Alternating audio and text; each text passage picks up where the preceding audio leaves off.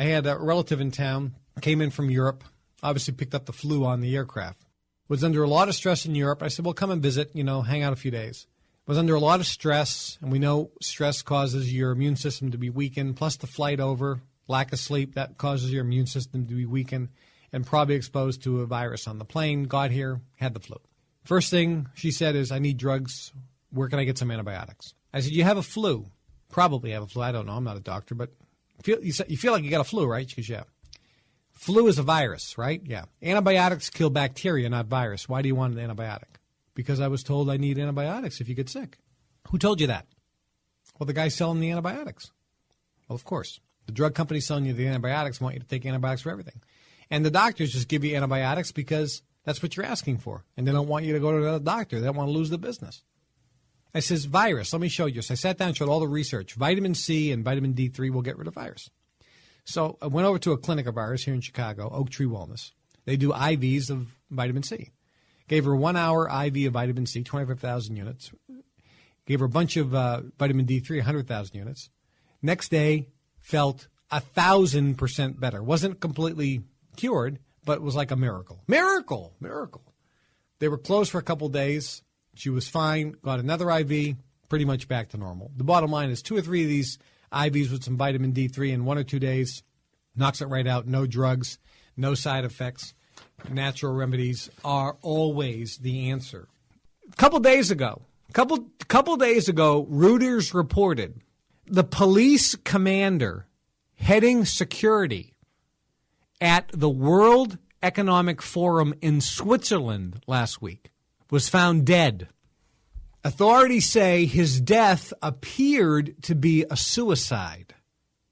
Yeah, suicide victims always dismember themselves and stuff themselves in a hefty trash bag in the trunk of a car. Yeah, right. The head of police in the Swiss canton was found dead in his hotel outside the World Economic Forum. All indications point to a suicide. Now, folks, the guy did not commit suicide.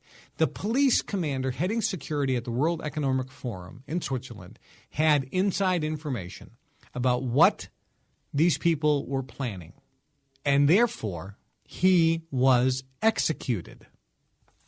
And the reason I say it's funny, and it's not, of course, was, this guy was 61 years old. He's been head of the police force since 1984. He had no depression, no indication he was unhappy. There was not one problem in his life. He wasn't in debt, wasn't having an affair, wasn't going through a divorce. Guy was happy as a clam, doing his work, but all of a sudden, one day decides to kill himself. And the funny thing is the story should be, is this a suicide or was he murdered? And if it was a suicide, if the authorities say, oh, it was a suicide, then we should be asking the question, why did he commit suicide? There are so many suicides with government officials who are about to blow the whistle on what's going on, and they're always suicidal. Glacial scientists. I knew that the data was a lie. This is relating to global warming. The scientists behind the bogus claim in a Nobel Prize-winning UN report.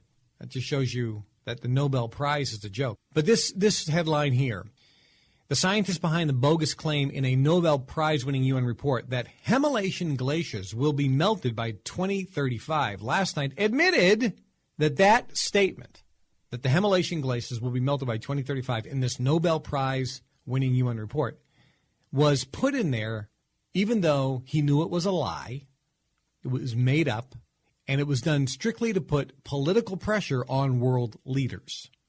You mean scientists lie? If you read this whole article, which I'm not going to go into, this professor was promised huge grants if his report acerbated the fear of global warming. That's called a bribe and a payoff. Hey, doctor, listen, here's the deal. You're going to write this report, right? Lie in it. Say that like the earth is coming to an end, that global warming is changing everything. Because if you put that in there, we'll make sure that you get $50 million. Okay? Will you do that? Sure, I will do this. Yes, I will do this. Of course. Yes, $50 million. Absolutely. Nobel Prize-winning report, scientists states Himalayan glaciers will be melted in the next few years. And he got $50 million to say that lie. I'm going to go through some of these past conspiracies to show you that at the time, everyone said people who were claiming these conspiracies were nuts, but now we found out that they were true. So let's talk about the first one. The first one is called the Dreyfus Affair. The Dreyfus Affair happened in the late 1800s in France. At the time, it was incredibly famous. This Jewish artillery officer named Alfred Dreyfus was convicted of treason based on false government documents. Now, that's important. That means the U.S. government wanted to convict this guy of treason, so they made up and falsified documents. The guy was sentenced to life in prison. The French government then tried to cover it up. They continued to lie. At the time, people were saying the documents were false and the French government is trying to cover this up. And everyone said, conspiracy theorists cannot be true. The government wouldn't falsify documents. The government's not going to lie and try to cover things up. Well, Dreyfus was eventually pardoned after the affair was made public. And it was found and determined that, yes, the French government falsified documents. They lied to convict the man. This at the time was huge because now the government was found to be totally corrupt. Kind of a big thing at the time. Most of you have no concept of that event. It wasn't discussed in your history books. The reason I bring that event up is because it was one of the first large-scale worldwide scandals involving blatant and flagrant lying by a major government at the time, France. And now we have the evidence that another conspiracy theory is absolutely true. Beaming around the world at KTRadioNetwork.com. This is the Kevin Trudeau Show.